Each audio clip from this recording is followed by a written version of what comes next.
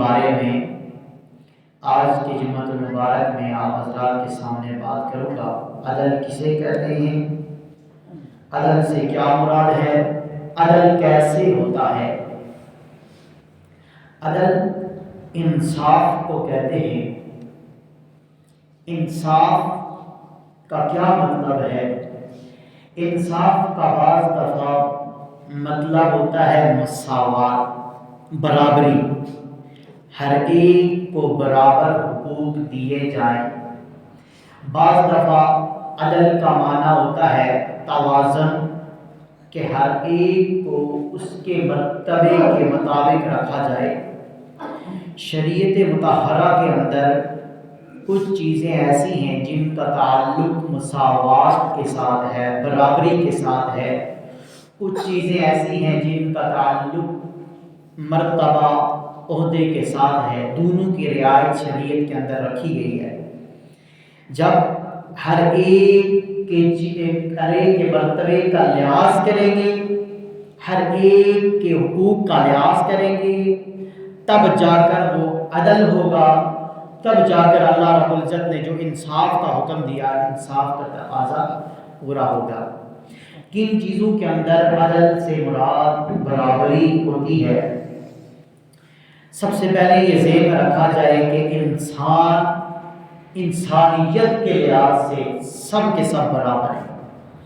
انسان ہونے کے لحاظ سے کوئی چھوٹا بڑا، کوئی امیر غریب، کوئی رنگ نسل والا کوئی بھی نہیں ہوتا۔ انسانیت کے احکام سب کے برابر ہیں۔ ہر ایک انسان ہے، اس کا اگر اس کی عزت لازم ہے تو چاہے چھوٹا ہے تب بھی لازم ہوگی، بڑا ہے تب بھی۔ اگر کسی ایک پر بھی ظلم کیا جائے گا تو سمجھو کہ یہ عدل کے خلاف ہے، انصاف کے خلاف ہے۔ اسی طرح عبادات کے اندر بھی جب کسی کے اوپر نماز فرض ہو جائے، وہ بھی عدل انصاف کے معنی میں ہو جاتا ہے کہ ہر ایک کو برابر رکھا جائے، ہر ایک پر نماز فرض ہو جاتی ہے، چاہے وہ جیسا کیسا بھی ہو، جس پر نماز فرض ہے اس میں وہ برابر ہیں عبادات کے اندر۔ اور کچھ چیزیں ایسی ہیں جہاں عدل سے اس کے مرتبے کا لحاظ کرنا شریعت مطہرہ نے ہمیں حکم دیا ہے۔ جیسے اب والدین، رشتہ دار، اقربا، ہر ایک کے ساتھ عزت احترام سے پیش آنا یہ ضروری ہے، لیکن ہر ایک کو اس کے مرتبے کے لحاظ سے اس کی طرف ہماری محبت، ہماری عزت ہو۔ سب سے زیادہ محبت ہوگی ماں، سب سے زیادہ حقوق ہوں گے ماں، پھر باپ کے ہوں گے۔ اس طرح درجہ بدرجہ ہر ایک کے حقوق ادا کیے جائیں گے۔ اس کو عدل کہتے ہیں، اس کو انصاف کہتے ہیں۔ ہر ایک کو ایک ہی کیٹیگری میں کھڑا کر کے سب کے حقوق کو برابر کر دیا جائے اور کہا جائے اللہ انصاف کا تقاضا کرتا ہے۔ یہ انصاف نہیں ہے۔ ہر ذی مرتبے کو اس کے مرتبے پر اتاریں گے تب جا کر انصاف ہوگا۔ جیسے میں نے بتا دیا، ماں کا حق سب سے زیادہ ہوتا ہے۔ ایک صحابی نے پوچھا یا رسول اللہ سب سے زیادہ کس کا حق ہے؟ حضور صلی اللہ علیہ وسلم نے فرمایا تیری ماں کا، پھر کس کا؟ پھر تیری ماں کا۔ پھر تیسری مرتبہ پوچھا، حضور صلی اللہ علیہ وسلم نے فرمایا تیری ماں کا۔ چوتھی مرتبہ پوچھا تو حضور صلی اللہ علیہ وسلم نے فرمایا اب تیرے باپ کا حق ہے۔ ہر ایک کو اس کے مرتبے کے مطابق اتاریں گے تب جا کر یہ انصاف ہوگا۔ اسی طرح اگر کوئی کسی کے حوالے عہدہ کیا جا رہا ہے، کوئی منصب اس کے حوالے کیا جا رہا ہے، کسی کو حاکم، کسی کو قاضی بنایا جا رہا ہے، اس کے اندر مساوات، برابری کو نہیں دیکھا جائے گا۔ اس کے اندر امانت داری، دیانت داری، فہم و فراست کو دیکھا جائے گا۔ جس کے اندر یہ چیزیں سب سے زیادہ ہوں گے وہ اس منصب کے زیادہ لائق ہوگا۔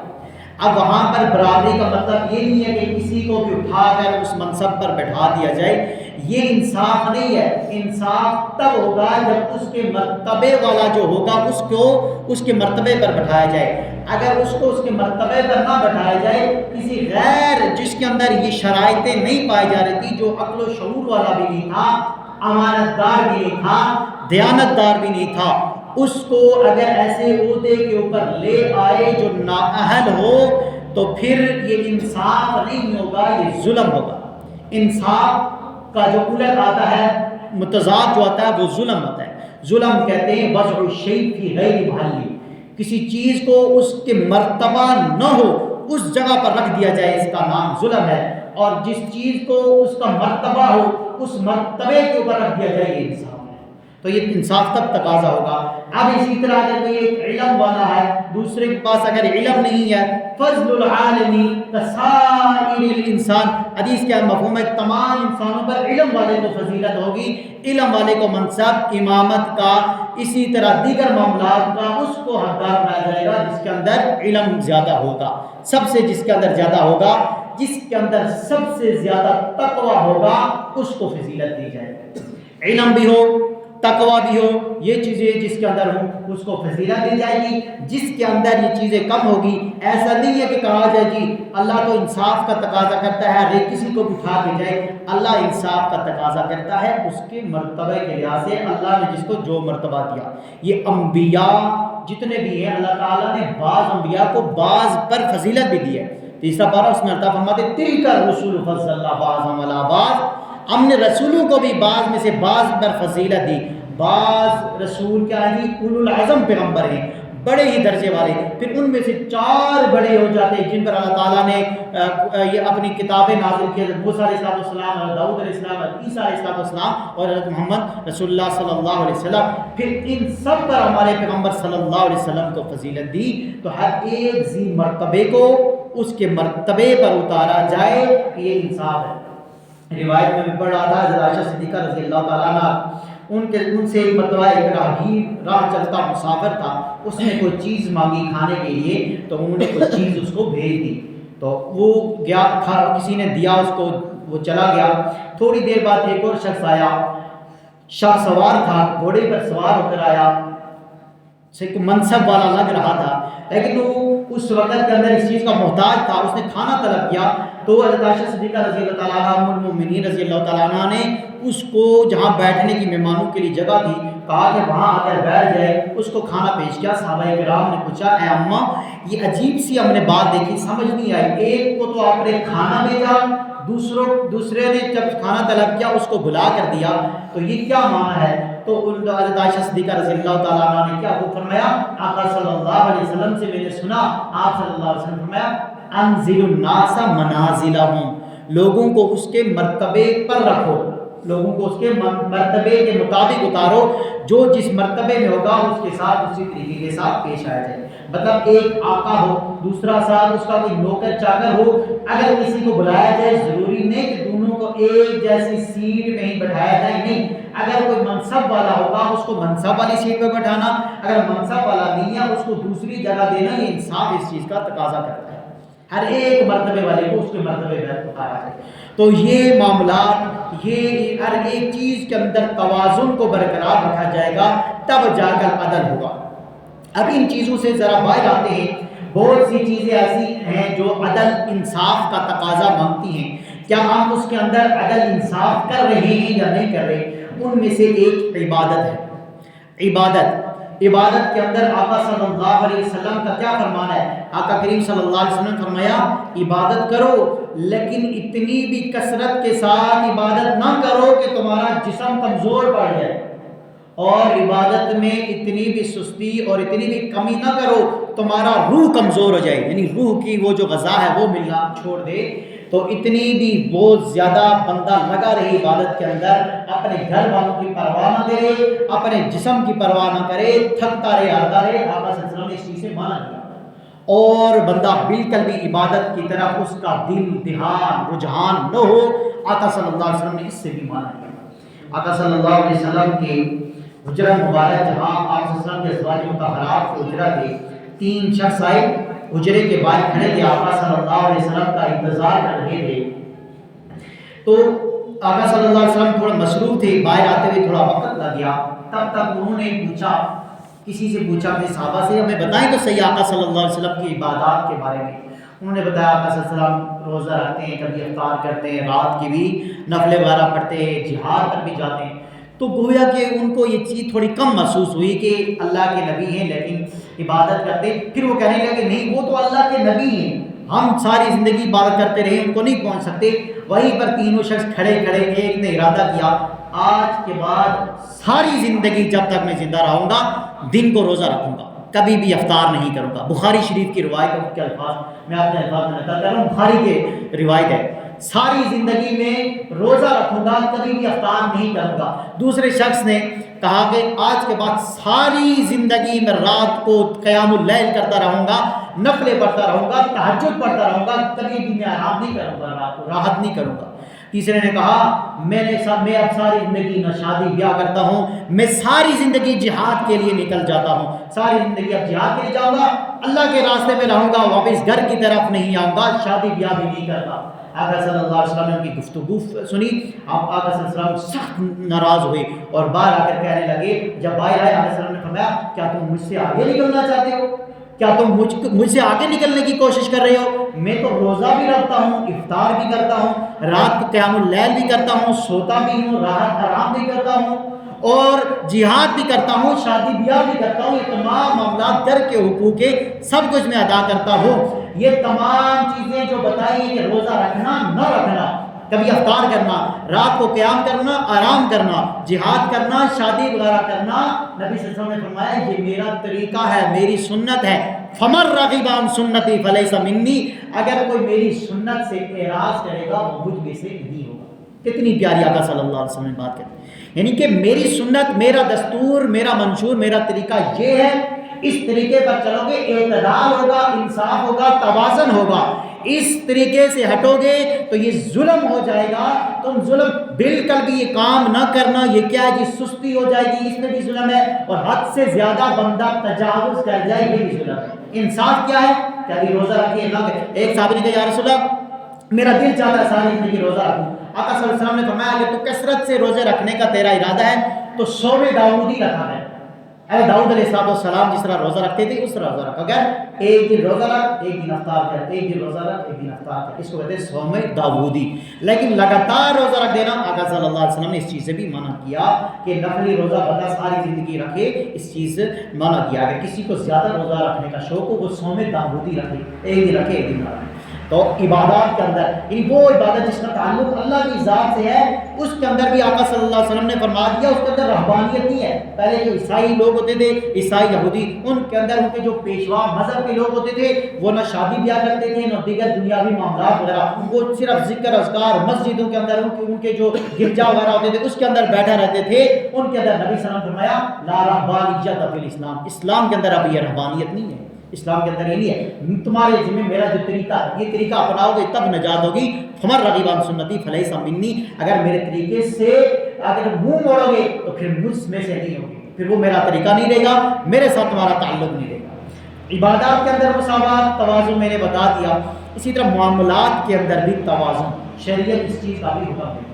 معاملات, کسی کے ساتھ کسی قسم کا لین دین ہے, کسی کے ساتھ کسی قسم کی کوئی گفتگو ہے, کسی قسم کا کوئی معاملہ ہے, اس کے اندر برابری کرنا یہ بھی انصاف کا تقاضا ہے.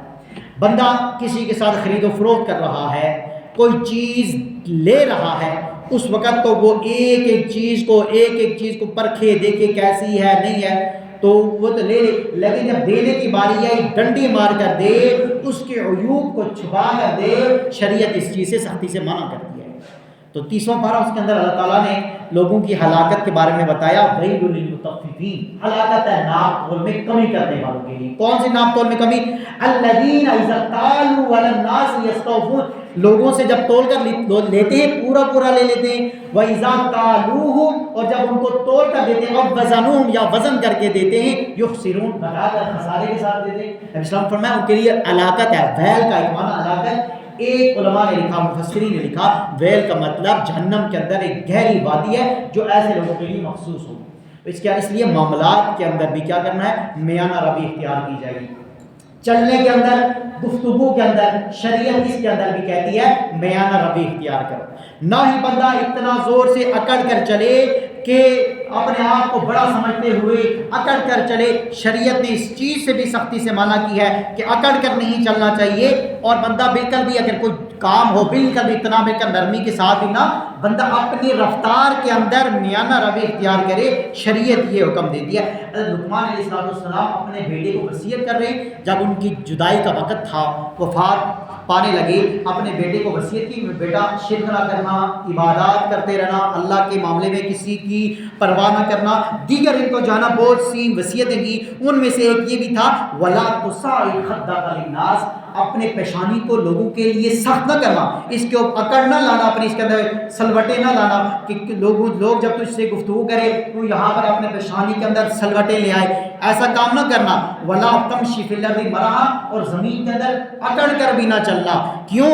اکڑ کر چلنے والے کو اللہ کبھی پسند نہیں کرتا۔ ان اللہ لا يحب كل مختال فخور، اللہ تعالیٰ اکڑنے والے کو، فخر اترانے والے کو کبھی پسند نہیں کرتا۔ اور آگے کیا فرما رہے؟ وَقْصِدْ فِي مَشِيكَ، اپنے چلنے میں میانہ روی اختیار کرنا، درمیانی چال سے چلنا، کہ تو اگر زور سے چلے گا تو پہاڑوں کے اوپر نہیں چڑھ سکتا، تو پہاڑ کو کیا سر کر دے گا، کراس کر دے گا، تو زور سے قدم رکھ کر چلے گا کیا تو زمین کو پھاڑ دے گا؟ اِنَّكَ لَن تَخْرِقَ الْأَرْضَ، تو کبھی زمین کو پھاڑ نہیں سکتا زور سے چلنے کی وجہ سے۔ وَلَن تَبْلُغَ الْجِبَالَ طُولًا، اور نہ ہی پہاڑوں کے اوپر تو وہ بلندی کے اوپر چڑھ سکتا ہے۔ زور سے چڑھنا یہ ایک فخر کی علامت ہے، اترانے کی علامت ہے، اللہ تعالیٰ اس کو کبھی پسند نہیں کرتا۔ وَقْصِدْ فِي مَشِيكَ، اپنے چلنے میں میانہ روی اختیار کرنا، کتنا زبردست، چلنے میں بھی شریعت بتا رہی ہے میانہ روی۔ آگے کیا فرمایا؟ وَغْضُضْ مِن صَوْتِكَ، اپنے بولنے میں بھی آواز کو پست کرنا، بلند بہت زیادہ نہ کرنا، آواز میں بھی میانہ روی اختیار کرنا، بہت زیادہ بلند نہ کرنا، کہ بلند آواز کرنا اللہ تعالیٰ کو بھی پسند نہیں۔ آقا صلی اللہ علیہ وسلم کے سامنے صحابہ کرام بیٹھا کرتے تھے، کچھ صحابہ کرام کی آواز ایک مرتبہ ایک موقع پر بلند ہو گئی، اللہ تعالیٰ نے سختی سے منع کر دیا سورہ حجرات کے اندر، نبی صلی اللہ علیہ وسلم کے سامنے کبھی بھی بلند آواز سے گفتگو نہ کرنا۔ اس کے بعد صحابہ کرام ایسے ادب احترام کے ساتھ گفتگو کرتے نبی صلی اللہ علیہ وسلم کے سامنے کہ بعض دفعہ دوسروں کو سمجھ بھی نہ آتی، اتنی آہستہ آواز میں۔ ایک صحابی کی قدرتی آواز بلند تھی، وہ جب بھی بولتے قدرتی آواز بلند تھی، تو یہ جو حکم ہے ان لوگوں کے لیے نہیں ہے جن کی آواز قدرتی بلند ہے، یعنی جن کی آواز تھوڑی سی بلند ہوتی ہے نا، قدرتی آہستہ بول نہیں سکتی، یہ ان کے لیے نہیں ہے میانہ روی ہمارے اس لوگوں کے لیے ہے جو آہستہ بھی بول سکتے ہیں، زور سے بھی بول سکتے ہیں، اپنے اختیار سے زور سے بول رہے ہیں۔ ایک صحابی کی آواز بلند ہی تھی، وہ جب یہ آیت نازل ہوئی تو انہوں نے نبی صلی اللہ علیہ وسلم کے پاس آنا چھوڑ دیا، کئی دن گزر گئے، نبی صلی اللہ علیہ وسلم نے پوچھا وہ صحابی کیوں نہیں آ رہے؟ کسی نے بتایا کہ یا رسول اللہ ان کا یہ معاملہ ہے، وہ یہ کہہ رہے تھے کہ میری آواز بلند ہے، کبھی نبی صلی اللہ علیہ وسلم کے سامنے میری آواز بلند ہو جائے۔ نبی صلی اللہ علیہ وسلم نے فرمایا کہ وہ آپ کے لیے حکم نہیں ہے، آپ کی آواز ویسے ہی ہوتی ہے، کسی کی ویسی آواز بلند ہو تو اس کے بارے میں یہ حکم نہیں ہے، لیکن اپنے اختیار سے آواز کو کبھی اتنا بلند نہ کرو، میانہ روی اختیار کرو۔ بلند آواز کرنا اللہ کو کتنی بری لگتی ہے، دیکھو اللہ تعالیٰ کیا فرماتے ہیں، اِنَّ أَنكَرَ الْأَصْوَاتِ لَصَوْتُ الْحَمِيرِ، بے شک بری آوازوں میں سے سب سے بری آواز گدھے کی آواز ہے۔